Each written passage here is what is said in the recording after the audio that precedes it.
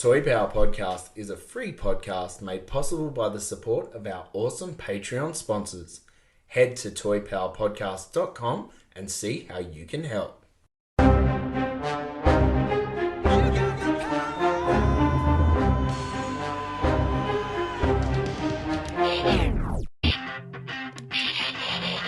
Oh yeah, business power.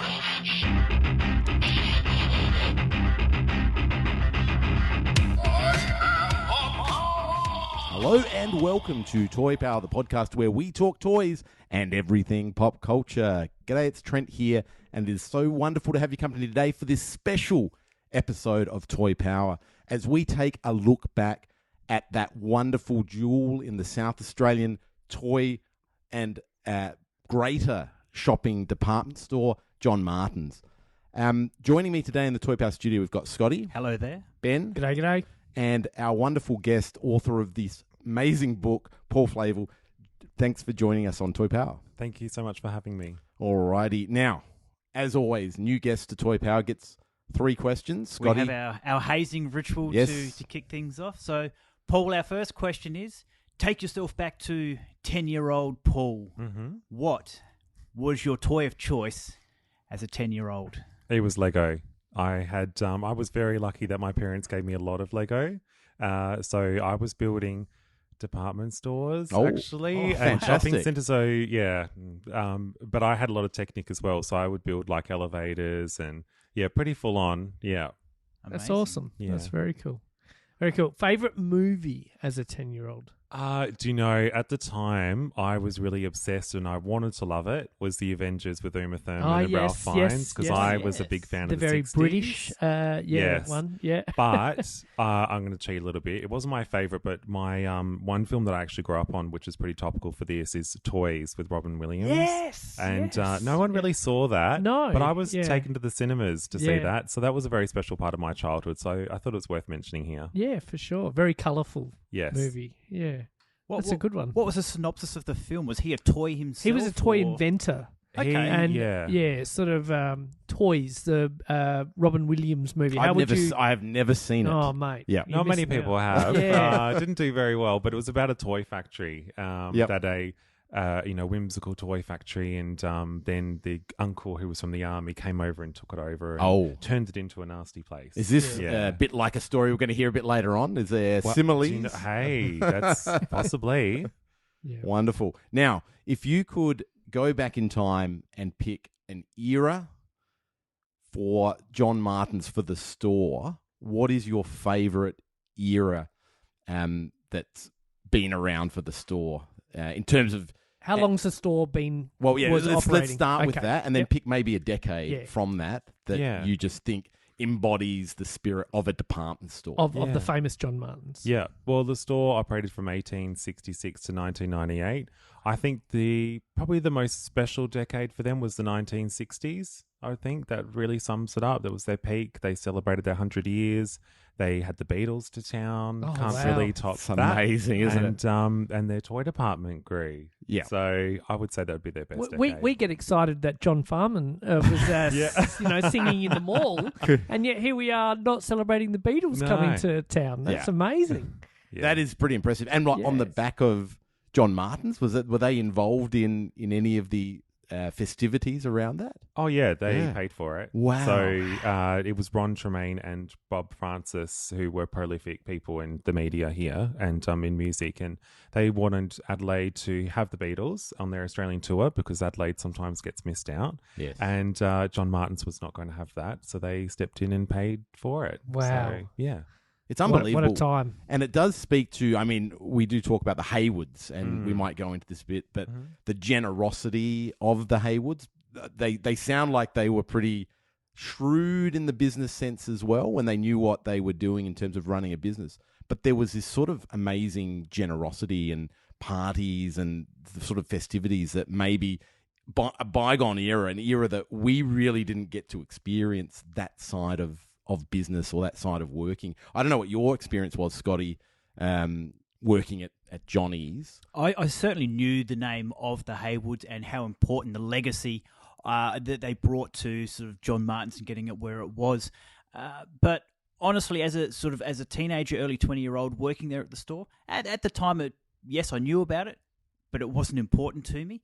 But in the last week or so, having listened to Paul on the Adelaide show and his talk today, I've become much more aware of how critical the Hayward family were in creating the culture and the icon that is John Martin's, because it doesn't become the department store that we recognise and love without their input, without their passion and their love and their blood and soul they put into not just the creation, but the staff in growing an amazing culture within the store itself. And it stayed and it grew. And you just, and looking back and my memories of the store, I can see it's obvious that everybody embodied that culture that the Hayward family sort of left as their legacy in the store. And just rewinding a little bit, so John Martin's was an Adelaide-only store, correct? That's right. And they had several stores? They had 5 in the end. 5 stores. Okay, I only thought they had a couple. So where were they located around Adelaide and South Australia? So it always started with Rundle Street and then Rundle Mall, and then Arndale or Kilkenny, Elizabeth, Marion, West Lakes. Wow, okay, cool. Even I'm learning something tonight. I only knew of 2, but there you go. That's amazing. Cool. Yeah. No, very good. And one of the really cool stories, and this kind of blew my mind and maybe takes you back to a different era in department stores, but a lot of South Australian made products that were then sold in the store. And you think, could you imagine walking into a store, I'm going to the Adelaide Cup, I'm going to a nice dinner. Can I have my dress made? Can you make me the dress? What was that sort of, how did that create a really amazing atmosphere for Johnnie's? Yeah, well, this was up until probably, the 1950s, 1960s, that manufacturing was really predominant in Australia across many department stores. But with Johnnie's, I was really fortunate to meet people that actually worked there in the 1940s, and they're still, some of them are still with us, which is great, and they worked in the manufacturing areas of the store. So it's actually in the Rundle Street store that you could actually make hats and gloves and dresses and things like that. And I think that really speaks to the store, because back then you could say, I got it at Johnnie's and really mean it. Yep. And now it's like you could buy something and it could come from any one of those stores. So, yeah, we've lost something with manufacturing over the years, definitely. And how did you get involved in Johnnie's? Like, what does Johnnie's mean to you? How did you get into this sort of historic fashion? I, as a little boy, definitely visited there. Rundle Mall was our favourite store, so always was in town. And I said today at the State Library that department stores then had their own personality that was very distinct. We were lucky. Well, I loved the Myer Centre, or did, when it had Dazzleland, and that was really cool. And we had David Jones that was really fancy, and Harris Scarf and things like that. So John Martin's always really stood out as a special place. And I was able to ride the lifts with the lift ladies that was arranged with my parents and things like that. And it's a story I trot on a lot. But from flashing forward to 5.5 years ago when I began the project of the book, I just thought it was a real shame that nothing had ever been written about the store. Yeah. But when you mention John Martin's, people of a certain generation always light up and they have memories. And here we are now, 26 years ago, talking about them. And I had to do something about it, and that was to write a book. Fantastic. Amazing. That is unbelievable. Yeah. Now, we have to pay a very, very special mention, and it's wonderful to look through the book to our Toy Power friend, the late Darren Filsell, who was the inaugural member of Toy Power and really came up with the idea for this podcast. And he and his family have a very strong connection. Obviously, Darren to the toy department at Rundle Mall, as he speaks so highly, and would probably not go 1 or 2 episodes without some sort of mention of John Martin's. Absolutely. It would always come back to John Martin's. A memory or something. And, the price in 1987 of this figure was, $4.99, and it was located here, and then there were 3 of them. And that level of sort of photographic detail, and it was so wonderful. So obviously, we know, and Scott, you're going to tell a story in a minute, but Darren spoke of you for a long time about what you were doing, and then I'd follow you on Instagram and keep up, and he was so excited about it. And then today, to get a copy of the book in my hand, open it up to the page around toys, and see a beautiful quote from Darren in there, which was really, really lovely to see. And I think it's just such a testament to how much he loved that toy department that he's in a book like this, and that would have meant the absolute world for him. And I know Mary and Jeff, his parents, have ordered a signed copy. They got it delivered, and Mary was talking about the beautiful presentation with the tissue paper and the John Martin sticker and so forth. So that is a really special tribute to Darren, and thank you so much for that inclusion. But the other thing you mentioned, you're a massive fan of Lego, and I think every kid growing up in the 70s, 80s, and 90s loved Lego and was introduced to Lego with a set for Christmas or their birthday. But, geez, how amazing were those Lego exhibitions that would come to the store? And that really is, a flagship sort of event. Again, something for the community, which is wonderful, but a business angle on it as well, because you've got kids coming out of that hyped up, and where do you end up? You end up with all the Lego that you can in the purchase. toy department. So again, that is a real embodiment. We think about John Martin's and their toy department. Now? I hear claims that it was considered, and sometimes you take this with a pinch of salt, but the biggest toy department in the Southern Hemisphere, which I actually would think is probably a fair claim. In a department store. In a department store. Yep. What in researching the book, what sort of insights or stories did you get around that beautiful toy department? If our listeners can imagine, you come out of the lifts, you've got two ramps that kind of curve downwards to a low level. I think it was a 2-room setup.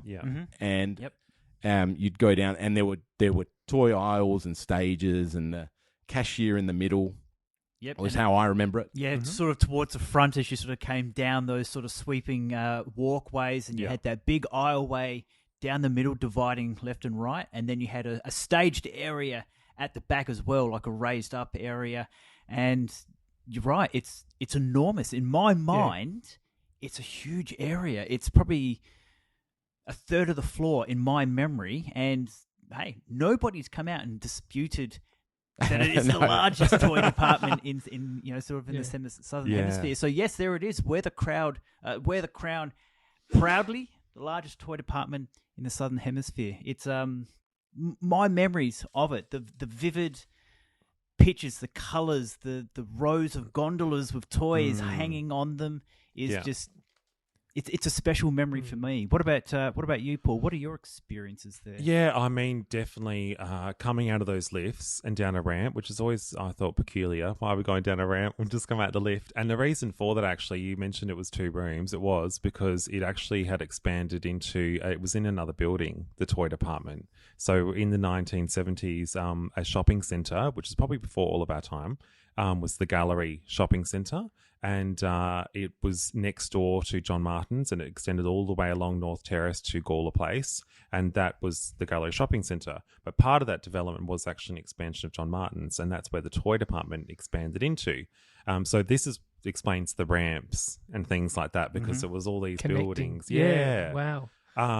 But yeah, the red carpet, I think it was coming in there, and no, give it to them. It was the biggest one in the Southern Hemisphere. For sure. I think so. Yeah, no one's disputed that.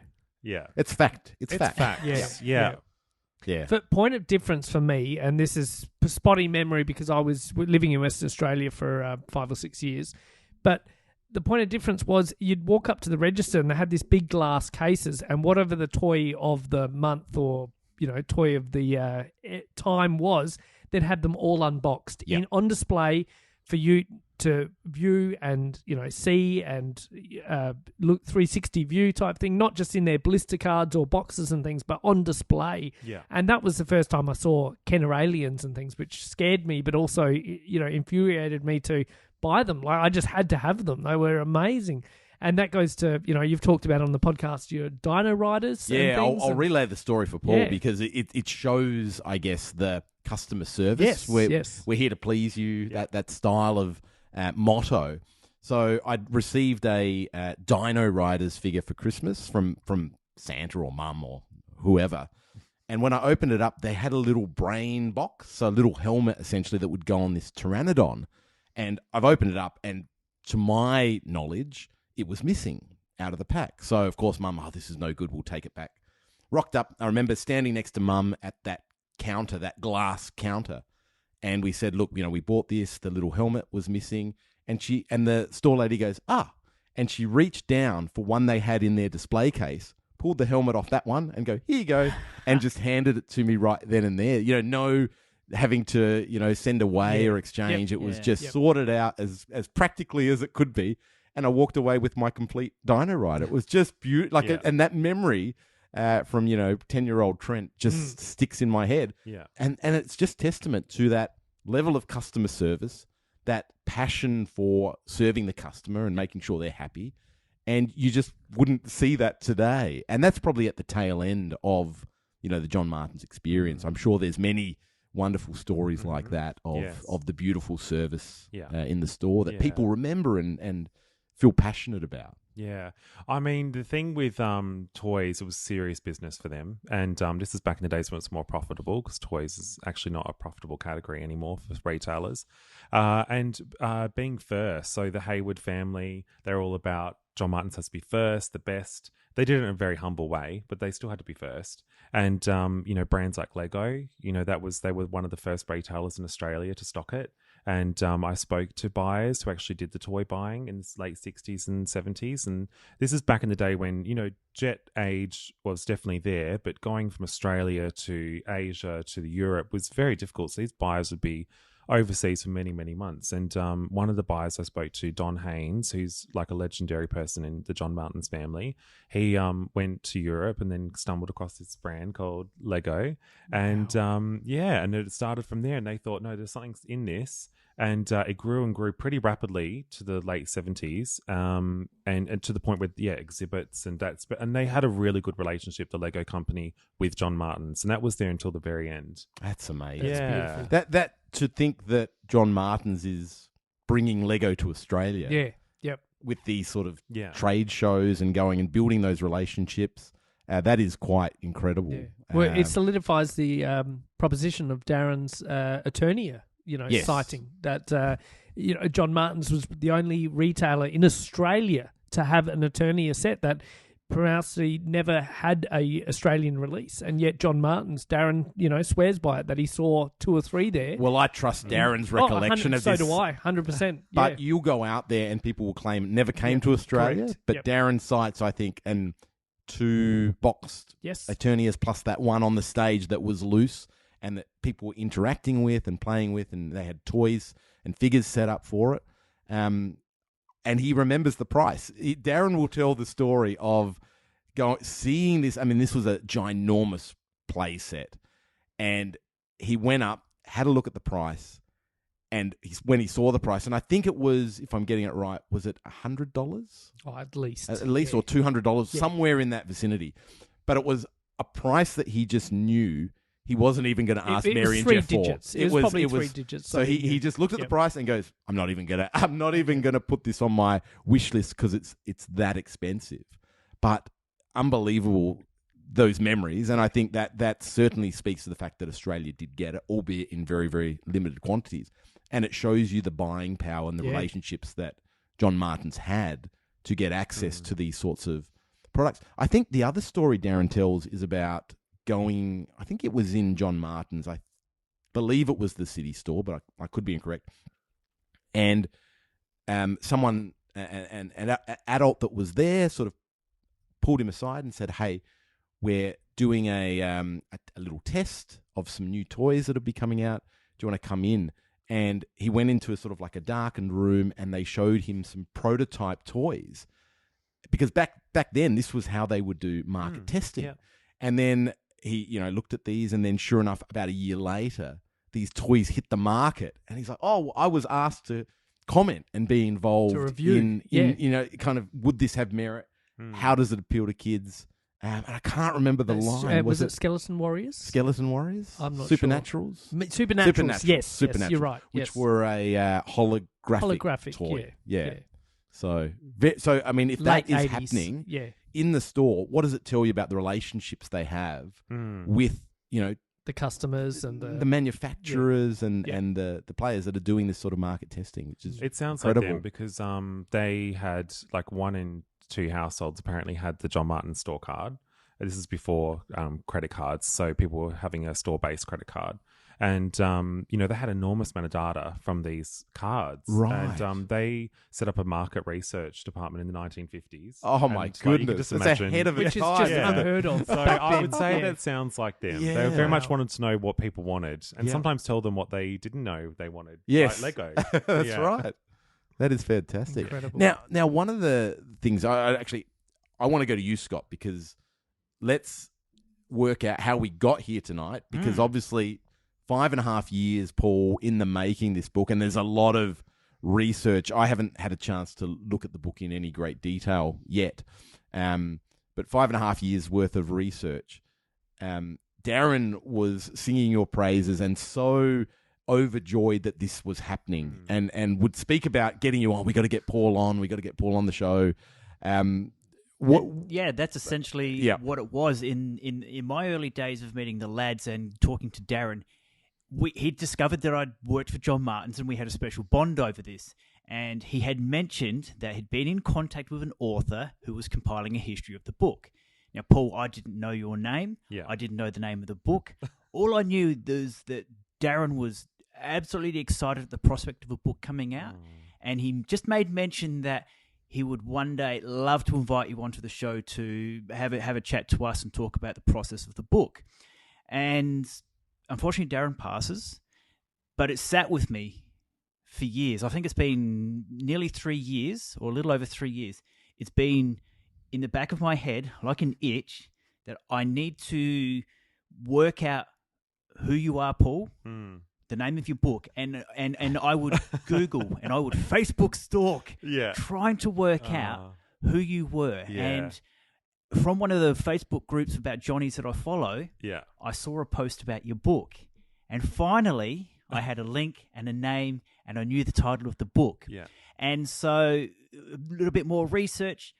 I see that you're doing a launch here in Adelaide this week and a little bit of last week. Yeah. And you were going to be at the State Library today, where we caught up. And I figured, this is it. This is my opportunity. I'm going to take a chance. I'm going to reach out to you and just sort of say, hey, I'm sure you remember having a chat to Darren and sort of the insightful knowledge he would have had about the store and his memories about the store. Would you please do us the honour of Darren's memory and join us on the podcast to have a chat about something that was just so... It's very important to us, very important to me, but it was just cherished by Darren and his family so much. Yeah, and doing a project like this, it can get a bit lonely out there because you think, who's going to read this, who's interested? And it's people like Darren who, didn't know me. We never, unfortunately, met. But he reached out to me and was always so supportive. And, there was times where I was open to him saying it's really stressful and this is going to take a long time. Also costs a lot of money to write a book. Of course. But it's people like Darren who, just send you just goodwill and only want you to do well to preserve a memory like this. And that's why I acknowledged him, because though I don't think people like that realize how much they contribute to someone like me out there trying to finish something like this. So I do want to pay respect for Darren for that, to his family. And, Mary, his mother, has been so supportive since the book's come out. And I can only be grateful for that. So thank you to that family. No, that is absolutely beautiful. So we've got the name right, because I thought the book was going to be called Remembering Johnnies. Same. And that may have been, but it is John Martin's The Story of South Australia's Beloved Department Store, which is a very apt title. And the cover is absolutely, this is a hardcover, beautifully presented book. It's colour photographs. Look at that. Look at just even when you open it up, the beautiful John Martin's logo. It is a sensational book. You can see 5.5 years of time well spent, hard work, and a lot of research. And absolutely incredible. Roughly how many pages are we talking? Just so give the listeners an idea. 255. Yeah, so a 58, decent. sorry. A decent sized book. I'm getting this wrong. It's more than that. It's about 270 pages. Yeah. Yeah, no, it is fantastic. Now, one thing you have bought, in fact, you bought in a couple of things. Scotty's bought in a few things. I want to start with what I was just blown away seeing. I couldn't contain myself.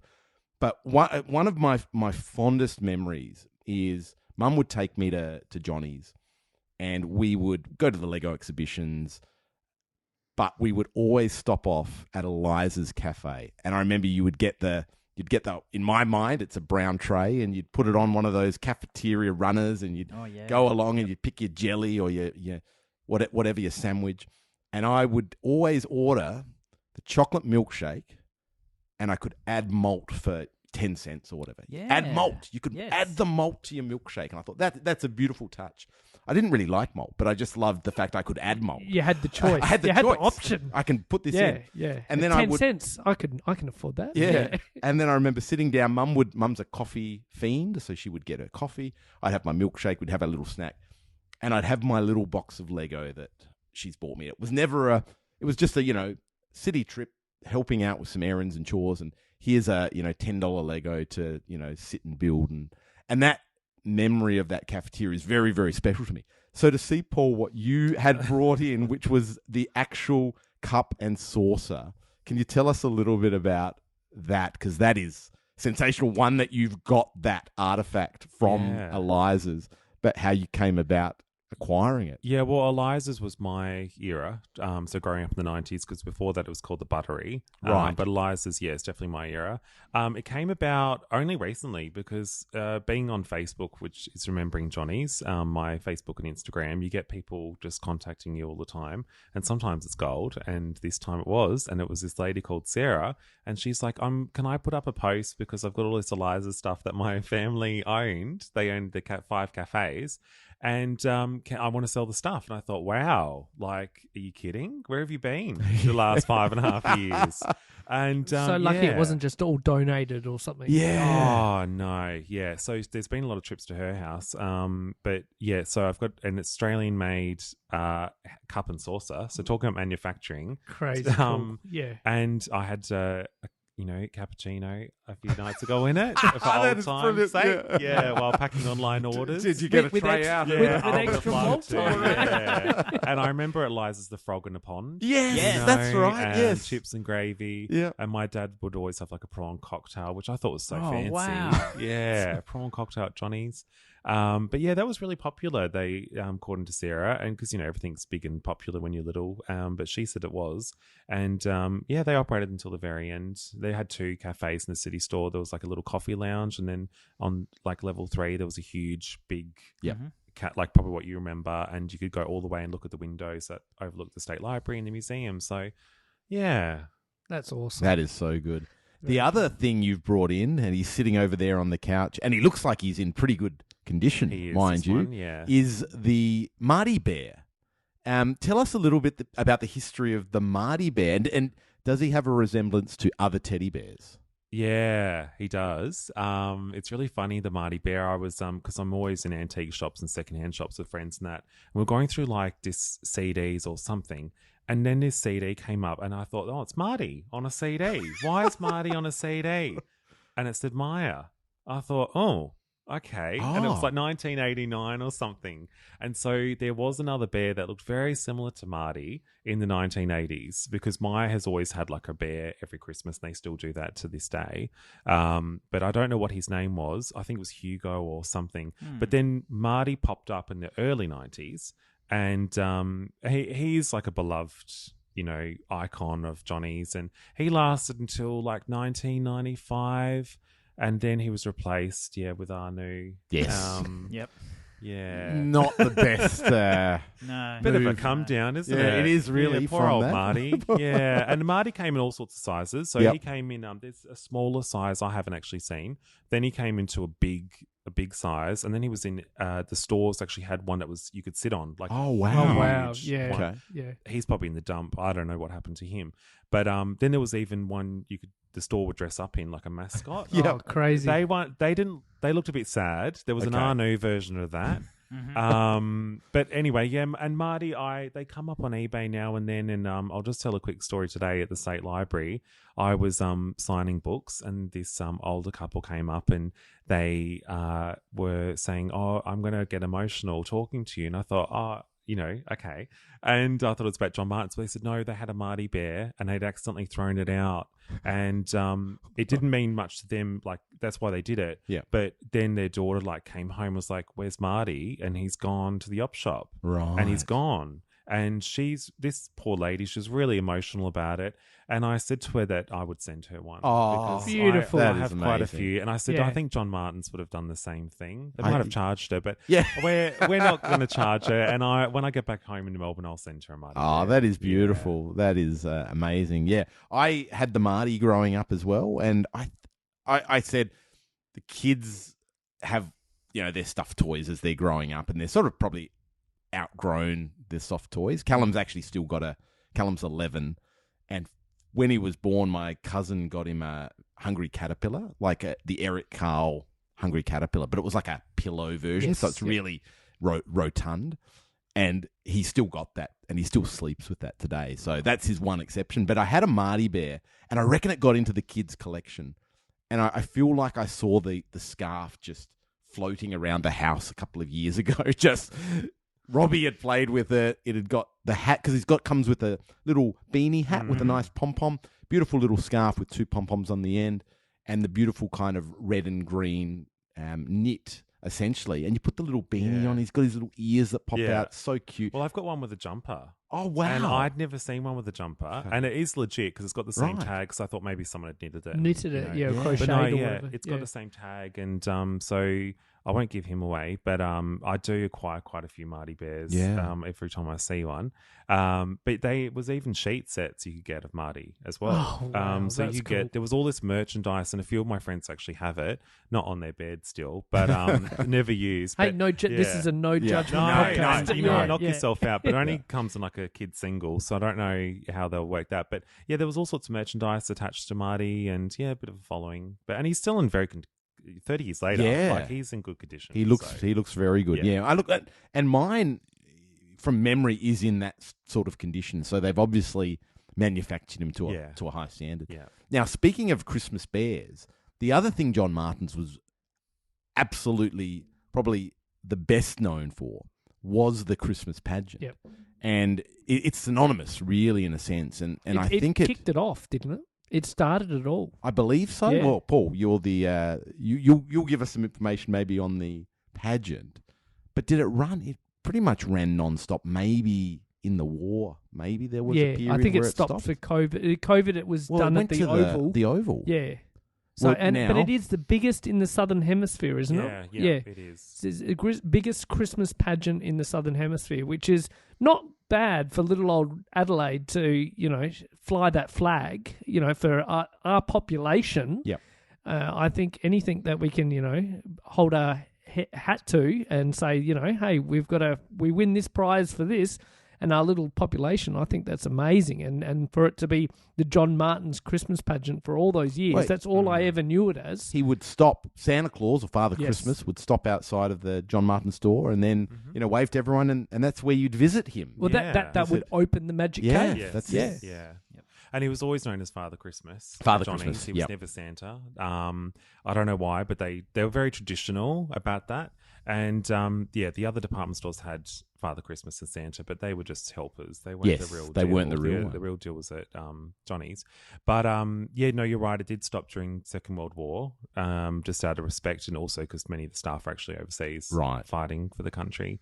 But yeah, they stopped that. But then it started again with and even in the 1950s and that, there were still crowds of hundreds of thousands. So the crowds you see today, they actually had similar crowds to that in the 1950s and 60s and so on. And when I was researching that, I actually had to double check because I'm like, that's a lot of people. Yeah. for Yeah, then. yeah. But it checks out. So half of Adelaide would have been there. Wow. Unbelievable. Yeah. And just to round out the Darren story, Mary's father was Father Christmas at the Magic Cave. So another connection, obviously, to Darren and his love of Johnny's. And the story that he would tell about the day he rocked up at school, I think he would have been somewhere around 10, 11, and the teacher got up and said, well, Santa, Father Christmas is not real. And he goes, he was so angry and so devastated, learning that, having his kind of childhood crushed in that moment in all places by the teacher, someone you trust. Yeah, it's a bit to rough. really rough. And so he got home distraught, went to Mary and said, I've just been told Father Christmas Is this isn't true? real. Is this true? Yeah. And Mary couldn't lie. This is the time you have to say, well, it is true. But your late grandfather, Here's a secret that we've been... we couldn't tell you this until now, because we would have spoiled, obviously, the surprise. Yeah. So he had this bittersweet moment that, whilst his dreams were crushed about Father Christmas, he got this silver lining about the portrayal of his late grandfather. And then the stories of how he would play the role, took the role obviously extremely seriously, would research all the toys that were available that year so he could really talk to the kids about them, that level of passion and detail.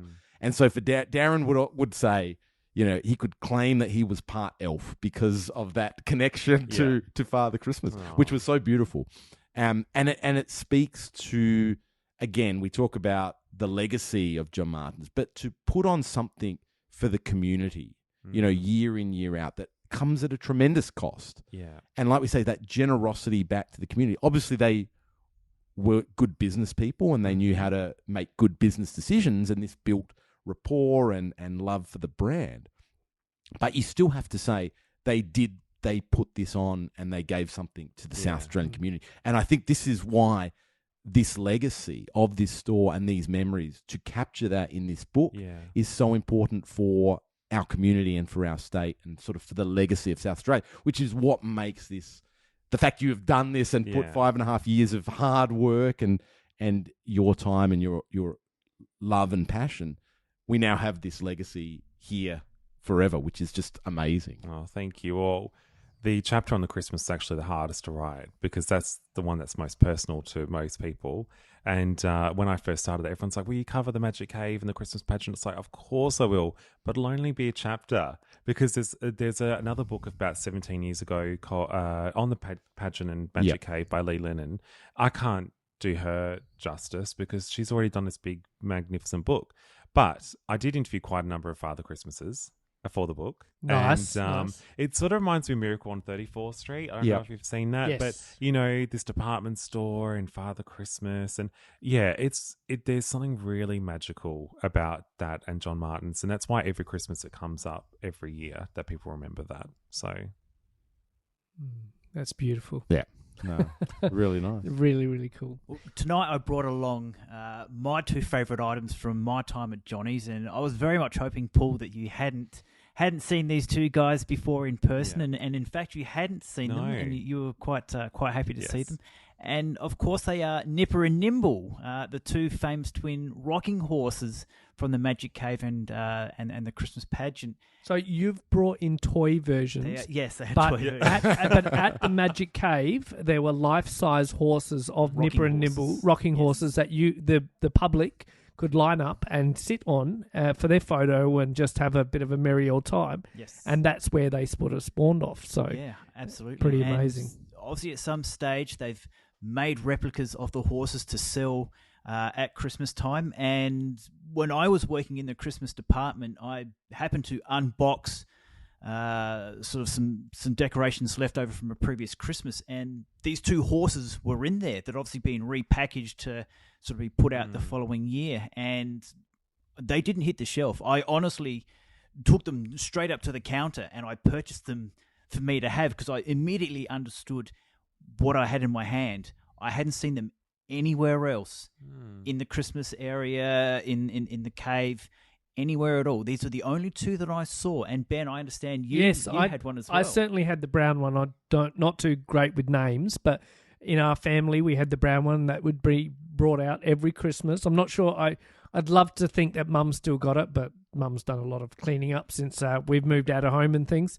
But yeah, every Christmas. So when you bought the grey one that first time for our Christmas episode many moons ago, that was massive nostalgic trip for me. That was incredible. And that was just, one of many features of the Magic Cave that was made it so special, that you'd sit on the horses, you'd go and do this, you'd go into a little hut you know, and it'd be like kids only area, so you could buy presents for your parents and things like that. It was just such a magical place.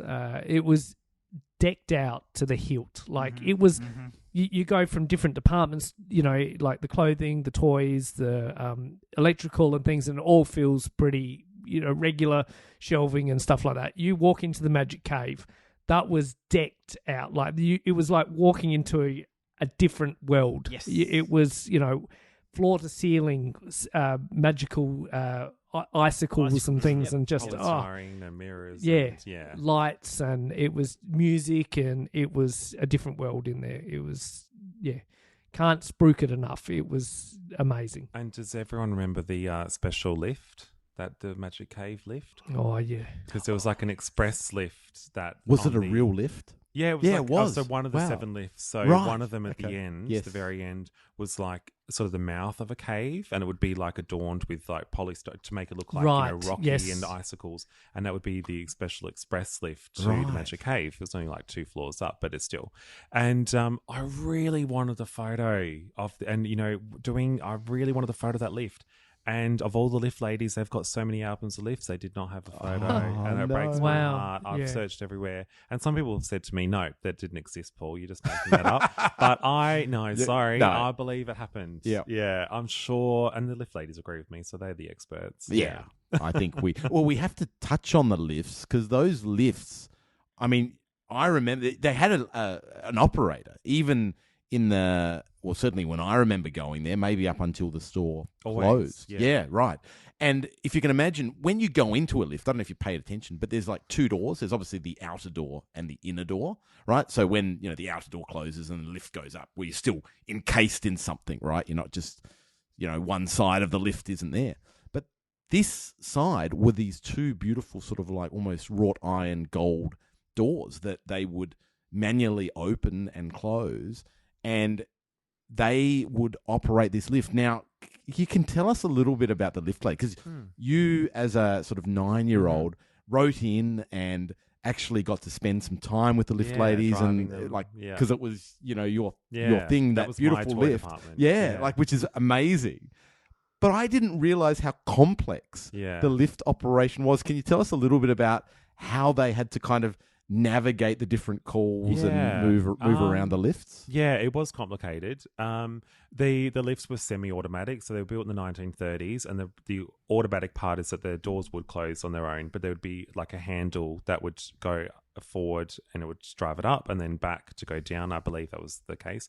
And then there was like a little knob on the handle. When the knob went up, that would open and close the doors. So as long as no one was in the doors, because there was no safety like back then. Yeah. And then the bars, so on the outside it looked like an ordinary lift, but on the inside it had the gold bars. And then the numbers would actually be on the shaft wall. So as you're flying past, they can actually see 1, 2, see what floor they're on. Because inside there was no indicator. Oh, of right. the floor. So, yeah, right. But yeah, what made it complicated was that there were 7 lifts and 7 floors, a ground, a basement, and a sub-basement for storage.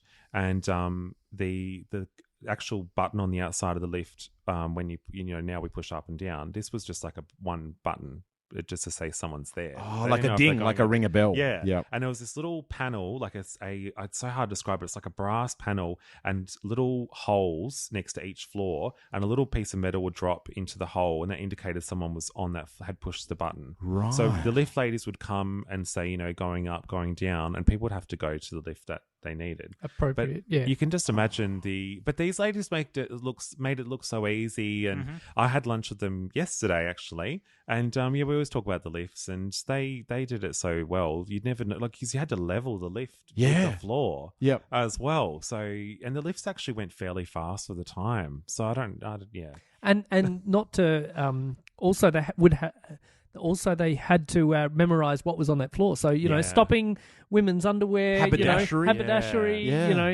women's clothes, sort of thing. Right? Anyone off? Cool. Okay. Next stop, toys. Electrical, whatever else was on the floor. So they'd have to sort of have that on their memory to remember what was on each floor. Yeah. So crazy. So it was it was but it just made Johnnie so cool. I just thought wow, that was the real piece of the lifts were part of, like Eliza's, the toy department. It's all part of it. Yeah. So tell me, Paul, how good is your knowledge of the store, the layout, and what's on each floor? If I were to throw... I'm going to test your knowledge here. Okay. If I were to... I'm going to throw out 3 departments that I'm familiar with. This is the city store, correct? This is the city store, right. Rundle Mall. Yep. Yeah. Book sale's going to go down after this because I don't know my stuff. Let's see if you can name which floor you would get off at Okay. to visit this department. I'm going to start with kitchenware. I would say that'd be the basement. Correct. Oh, ground yes, floor. one from Well one. done, Ding. well done. Do we do a ding? Ding, Yep. yes. An easy one, the toy department. I'm pretty sure that was level 2. Correct. Yep, good one. 2 for 2. Well done. One more. Let's go with menswear. Menswear. It would be higher than women's wear because it's I actually think it was on the ground floor at the end on North Terrace side. You know your stuff, Oh, Paul. wow. 3 for 3. Well done. giving a bum steer here. Wow. Bonus one. Which one was the Magic Cave on? Level 2. Level 2 with On the the- toys. Yeah, with Beautiful. the toys. Yeah. Well, Yeah. that's good marketing. Oh. Yeah, that's there you very go. good marketing. Yeah, They they had weren't. a- Yeah, they weren't messing around with that. 'Cause No. so many people say to me, it's funny. They go, the pageant, the Magic Cave, wasn't about making money. And I'm like, it wasn't. That wasn't a leading idea, but it was next to the toy department. Yeah. So and people were loyal. They loved the pageant. They were loyal back to Johnnie. So That's they right. bought Yeah, there. Yeah. yeah. It's They very don't put clever. car washes in car parks at major super, Yeah, like, centres We're not for a dealing reason. with silly yeah, people yeah, here. yeah. Yeah. So, They were very calculated in their layout of the store on level Yeah. 2. well, the fact they were doing market research in Yes. the 50s, Yeah. that I've in all That's my blown my mind. retail Yeah. history, I've never heard it that long ago. Well, Yeah. So on that that, is so amazing. I mean, this is brilliant because they had you touched on this, the loyalty card or the Yeah. John Martin's Yeah. card, which you were saying operated like a credit card. Yep. Like a charge card. So like you'd pay it. They introduced cycle billing, which is what Yep. we know now as monthly payments, or now we've got afterpay. But back then it was like monthly cycles. So they introduced that, and so you could only use it in John Martin's. Yes. but you would get all sorts of things, attached to that. Yeah. You probably Incredible, even isn't it? got catalogs, like how they America get the Sears catalog, and Yep. you probably got that. Put your name on a mailing list to say, make sure we get this catalog to A, B, and C because they've got a card with us. They're more likely to shop with us than their neighbour who doesn't have a So card. we're saying that every second person essentially had one of these cards at In- some in point. Adelaide. Yeah, In Adelaide. apparently they did, and this will blow your mind because it blew mine. But in like the 40s and 50s, someone would come into your house to get the money for the Oh account. right. No, really? Oh 'Cause wow. I interviewed this lady who Wow. this, With a baseball bat. well, yeah, I shared a letter today at the State Library, and it had a bit of a tone to it. 'Cause Yes. It's sort of like, you owe us money. Yeah. We want to be friends. Yeah. We want to see you in the store again, but can you pay up? Yeah. So, yeah, they did want their money. But, yeah, there was a lady called me up at the start of the project, and I interviewed her, and she said that she remembers this man, Mr. Hurdy, she remembers his name, coming to the house to collect the accounts for that. And she said she always remembered like he knew little bits about you because like it was part of the customer service. Like they would remember little tiny things about you. So when they visit to get your money, there was a bit of personality there. And I Yeah. love that. So, and she's like, she just wanted to tell me that like 70 years later. That's and I beautiful. love those little stories. Yeah, Yeah. it's a different era, isn't it? It Very just much. shows the different sensibilities and values that were Very. around at the time. And it is beautiful to hear those stories Yeah. and get a sense of what things were like. It's Yeah. so different to how we live today. Oh, massively. Yeah, I mean the catalogs, like you mentioned, there was huge catalogs. Like back, going back decades, 20s, 30s, 40s, mail order was a huge thing. So Yeah. there was like these Yep. phone book size catalogs that had everything in there, and you could order that through the phone or through the mail, and it would put on your charge account, and then it'd be posted to you, and they would ship internationally as well. Wow, internationally. Just ahead of its Gosh. time, So, isn't it? I don't know how the tracking worked, but I guess you just waited Yeah. a really the long tracking time. worked by crossing your fingers. Yeah. You got one tracking notification, and that was when it Yeah. arrived at Yeah. your door. And then what happens if you didn't? We've yeah. posted it, and it's you've just got it. arrived. Yeah. Yeah, and then you don't like it. Yeah, And it's like, I don't know how that worked, but yeah, that's pretty incredible too. Crazy. Yeah.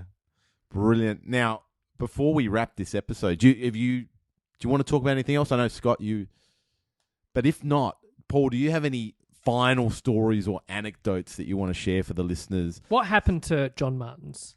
Can we talk about that? Yeah. Or Yep. Why did it? So 100 and how many years? 32. 132 years. This business is incredibly established. It sounds like it's done the surveys. It's got this enormous pull in the South Australian market, let alone the Adelaide market. How come after 132 years it couldn't keep going to 133? What happened? So it was owned by a parent company Yes. from 1985, David Jones, and they operated it, independently of each other until the early 1990s. And it's a really long story, but essentially, David Jones wanted to nationalise, and that meant that having marketing and buying, being done at John Martin's and at David Jones, it just was a duplication of processes. David Jones had a lot of debt from its parent company in the 1980s, which was the Adelaide Steamship Company. It floated on the stock exchange in 1995, and it got a share price that wasn't great, and market analysts agreed at the time. And so it needed to rationalise costs, and by doing that in 1996, it got rid of the buying department and finance department at John Martin's, and that was a real turning point. And so these vital organs, I sort of always refer to them as, were taken away, and so John Martin started to suffer. And it was in the media that John Martin's was really dragged through, a really rough ride by David Jones, to the point where they basically started rebranding the stores or selling them off or ending the leases to Harris Scarfe. And then you are left with one store, and eventually it closed because it couldn't survive. Yeah, it couldn't survive, and it's so it was replaced with David Jones, and they just wanted to nationalize with one brand.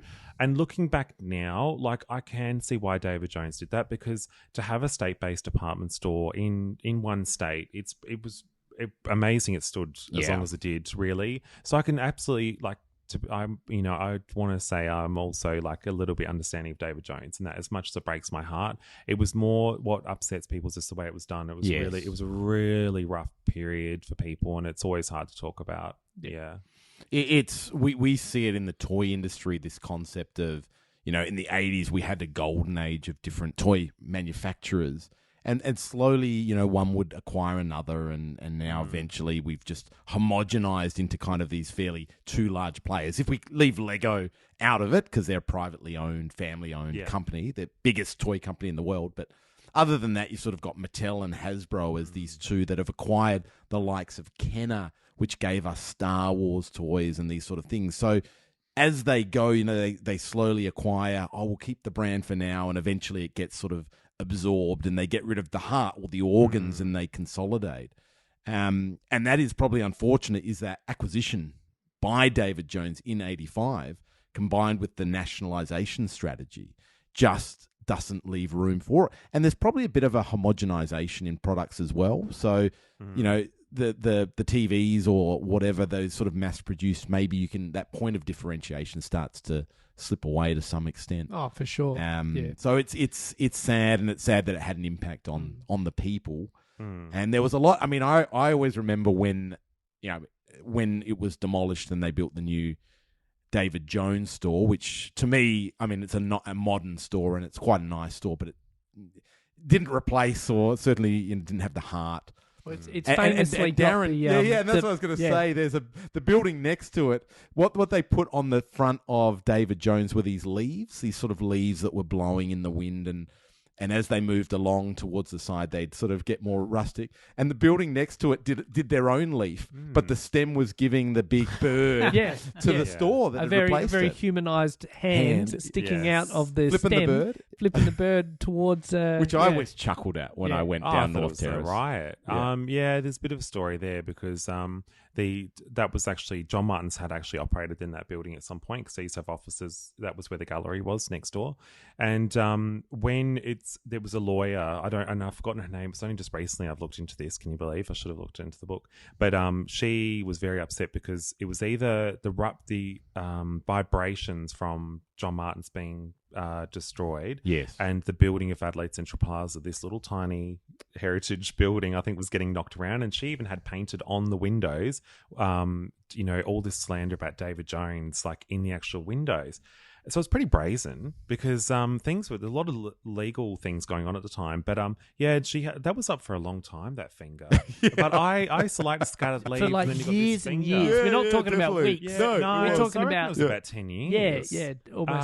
I don't know how David Jones didn't one day in the night just knock it over. Yeah, But all you need is a high vis vest these days, and you can pretty much get away with anything. it has survived that finger. Yeah, Right. It actually emerged a month ago. Okay, Someone sensational Adelaide or some group Yeah. tagged me in it, and there's the finger. Oh, that's Right. fantastic. That's So, Yeah. stick it to the man. Yeah. yeah. Reminds me of that guy that he had a boat in his driveway. Yes, And he got the yes. complaints about like the eyesore of having this boat parked in his driveway. So Build he a commissioned fence. an artist. Yeah, he had to put up a gate. Council came along and said, you got to put up a gate. So he put up a gate, commissioned an artist to paint his boat on the gate. So when you walked past, you still saw a painting of the boat Yeah, yeah. instead of the Perfect actual replica, boat. yeah, And it was it's cool. photographic. Yeah. It's like- Yeah. I love it. I love it Yeah. when people just, give that little finger Yeah. to the complaints. Any last closing anecdotes or remarks? I know that's a tough question without notice. Where did the name John Martins come from? It's because the founder, his name was John Martin, Right. but it originally started as Peters and Martin because the original founder was also Otto Peters. So they founded it, and then Otto Peters left to go and do his own business across Australia, and then it became John Martins and Company from there. Fantastic. Yeah. That is beautiful. We're going to get the details of where you can get this book. I know it's selling quick.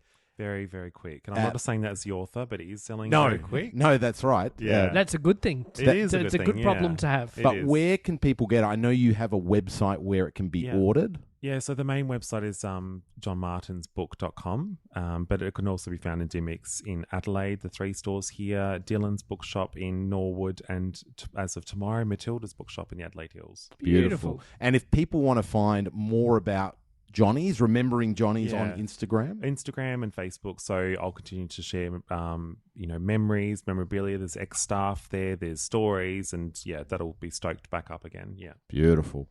Well, this has been wonderful. Scotty, to you, thank you so much for I've wanted Putting to this do together? this for so long. It's as I sort of said earlier that it's been a project. It's been a passion. We at Toy Collectors, we talk about a holy grail. It's like an unachievable toy, something you wait your whole life to get to. And this is kind of like a holy grail for me that I have waited patiently for the right information to come at hand to finally reach out to you, Paul, and now to have met you, and I've got a copy of your book. Well, and Paul's going to have to sign this for you, Scotty. I think I already Paul have. has yeah. already All right. signed a copy Oh, good, for me. good. It's personalised. Yeah, I think I did. Because for me and for Toy Power, Darren's memory of John Martins is so important to us. Jeff and Mary's memory of John Martins is so important, and this is a holy grail for me to bring his vision, what he wanted to achieve. We're sitting here tonight. We're finally doing it, and this is really, it's important to us. It's important to me, and thank you so much at short notice for coming to join us. It really does mean the world to me. The last week, so many memories, so much nostalgia and so many faces from the past have come back. Looking through the book today, Bev Tripodi's face, Yeah. Peter Golding, these people I worked with on a daily basis. It's like, I haven't thought about them for 30 years. I want to share a memory from earlier today. During your slideshow, you put up some images from the Magic Cave, Nipper and Nimble. And for a full minute, I was transported. I had no idea what you were talking about because I'd gone back to the Magic Cave. Reliving. Yeah. Because one of my jobs was to rock the horses. Yeah. To pick the kids up, Yep. put them onto the horse, and for 30 seconds, rock them And no more. back and forth. Yeah, you That's had it. to. You got to move through, but no. If the kid was nice to you, you give him a little They bit got an more. extra 15. But I had to wear this ridiculous clown outfit at the same time. Yeah. But it was just so amazing. Yeah. It's a memory that I have, and you brought that back to life for me today, and I was just for 60 seconds, I was back there in the cave, rocking that horse back and forth. And I think that's that experience that you've just relived there is what people are now reliving through the book, and why this has been so popular with not only people from South Australia, but we think about our friend Chris Fresh in Victoria, who had family here, so he would come and visit, and he speaks so fondly of that. And I wouldn't be surprised if, he's someone ordering this book because of that connection to the store. So it's not just South Australians. He's always been an advocate that of watching the pageant. He still watch it to this day. Yeah, which is beautiful. Yeah, my dad used to work in the National Bank, and we used to go up stairs and look through the windows and watch it from the skyscraper. It was just magic times. I remember I've worked retail my whole life, and when I was in the early 2000s, customer came in. And he just looked, he was just gliding. He wasn't walking, he was sort of floating. And I said, "Oh, you're having a good day, mate." He was paying for his goods. "You're having a good day, mate?" And he's like, "Yep."